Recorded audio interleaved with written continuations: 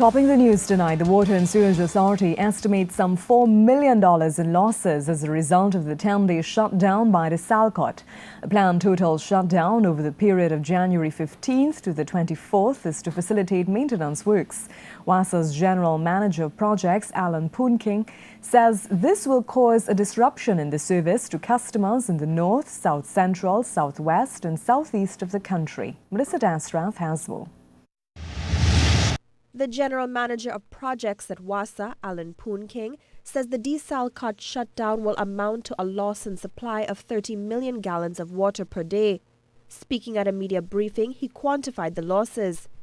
The estimate we have for the impact on WASA is about $4 million, and that would cover the additional supplies that we intend to put into the system and the additional water trucking. Those will be two key measures in addition to the heightened leak repair. Mr. Poonking explained that there will be a reduction in the water supply to customers in Central and South Trinidad. He said a new schedule will be put in place for the period between January 15th to 24th. The customers in Central Trinidad who would have been getting a supply more or less on a continuous basis, meaning 24/7, that supply in the first instance, we are looking at reducing the supply to between 8 to 12 hours per day over the period. And for southeast and southwest Trinidad, where customers would normally have experienced a supply of between 4 to 5 days per week, that will be reduced to between 8 to 12 hours, 2 to 3 times per week, depending on customers' particular locality. The General Manager of Salcott, John Thompson, said the essential maintenance work sometimes requires a partial or total shutdown. He added that the planned 10-day shutdown must be undertaken to facilitate major works to ensure the optimal functioning of Salcott systems. We will be ramping down delivery in the early hours of Tuesday, the 15th of January.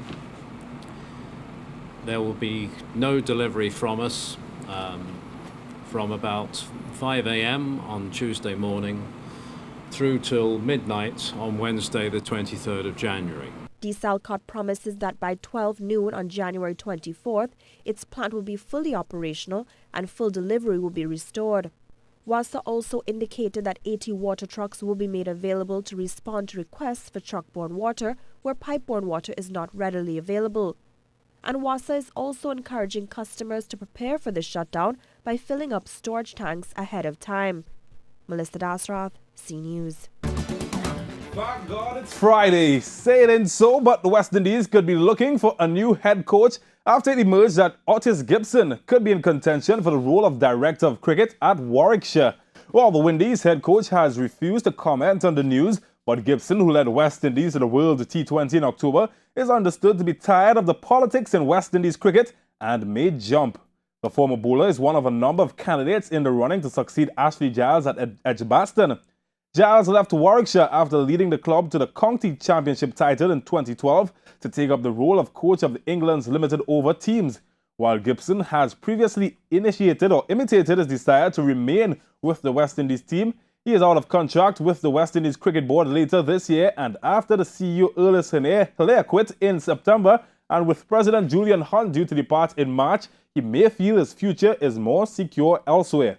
Appointed in January 2010 rather, Gibson has suffered public fallouts with such high-profile figures as Chris Gayle and Ramnavich Sarwan, and endured criticism from various quarters, including regional leaders.